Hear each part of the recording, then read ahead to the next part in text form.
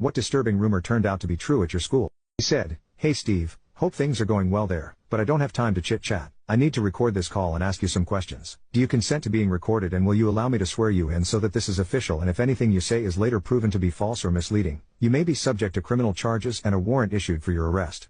His name was Bill, but we all called him Woody. I said, "Woody, is this some kind of a joke? Who put you up to this? Because I'm about to shit my pants as I have no idea what this is about." My mind was racing so fast trying to guess, counter-guess, and trying to process that I could potentially be kicked out of West Point for something I had no clue about as of that moment.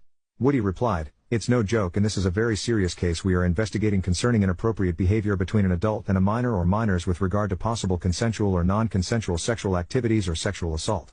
That's when I knew exactly what this was about. I said, "Go ahead Woody, I consent and will answer any questions you have." So I basically had to repeat his words almost like being sworn in as a witness who was going to testify in court. The questions all focused on that hot, young class advisor I worked with during my senior year. They kept me on the phone for an hour asking every possible question imaginable and then asking those same questions again in a different way. I answered every one honestly and candidly, but at the 1 hour mark I was becoming agitated as it seemed like they were on a witch hunt and were going to keep asking questions until they got an answer they liked.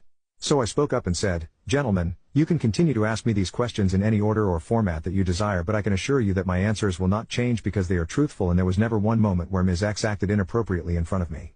She was always completely professional and never even insinuated at something that would cross the line between teacher and student." Following that statement they had no further questions and told me they would contact me again if they needed to follow up or get additional details.